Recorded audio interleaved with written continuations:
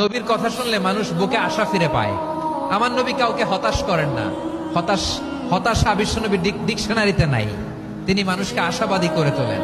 বিশ্বনবীর কথা শুনলে মানুষের হৃদয় নরম হয়, তারা আশা ফিরে পায়। আপনি প্রিয় নবীর মুখনিসৃত বাণীগুলো পড়েন, কথামালাগুলো শোনেন, দেখবেন আশা পাবেন, বুকে আশা পাবেন, ভালোবাসা পাবেন। কারণ তিনি এমন সত্তা, এমন পার্সোনালিটি, তার কথা শুনলে হৃদয় নরম হয়ে যায়।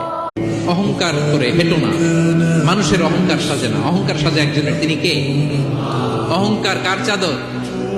আল্লাহ বলে, এই চাদর ধরে যদি কেউ টান দেয়, ওরে আমি জাহান্নামে নিক্ষেপ করি। ফালা উবালি, আই ডোন্ট কেয়ার, ওরে আমি জাহান্নামে ফেলবো। অহংকার করার কি আছে আমাদের? কিছুই নাই।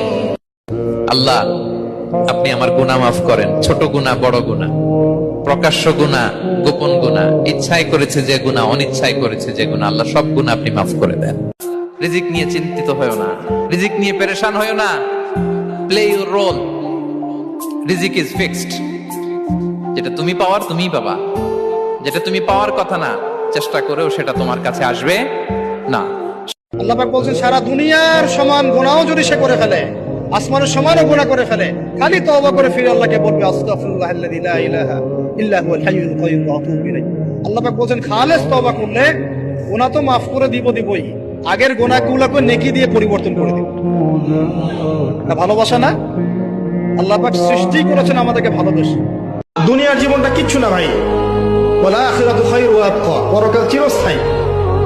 এখানে একটু কম খান, না একটু কম ঘুমান, একটু কম টাকা পয়সা পেয়েছেন, কম ব্যাংক ব্যালেন্স আছে, কিন্তু আপনি আল্লাহর তাওহীদে আছেন, সুন্নতে আছেন, হালাল খাচ্ছেন, দেখবেন ইনশাআল্লাহ ধনীদের চেয়ে 500,000 বছর আগে আপনি হাসতে হাসতে জান্নাতে চলে গেছেন।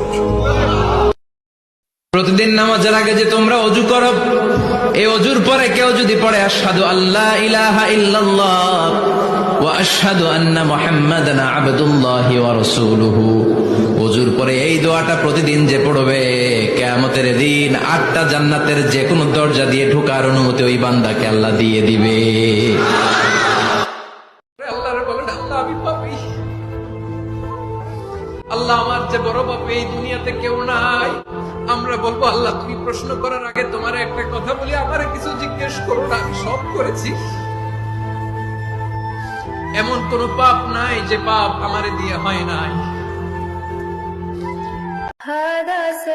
হে আল্লাহ, আপনি ছাড়া কেউ জানে না যে আমি কিসের মধ্যে দিয়ে যাচ্ছি, আর আপনাকে ছাড়া আমার বর্তমান অবস্থা কাউকে বোঝানো সম্ভব না। এই অবস্থায় আপনি আমার সহায় হন।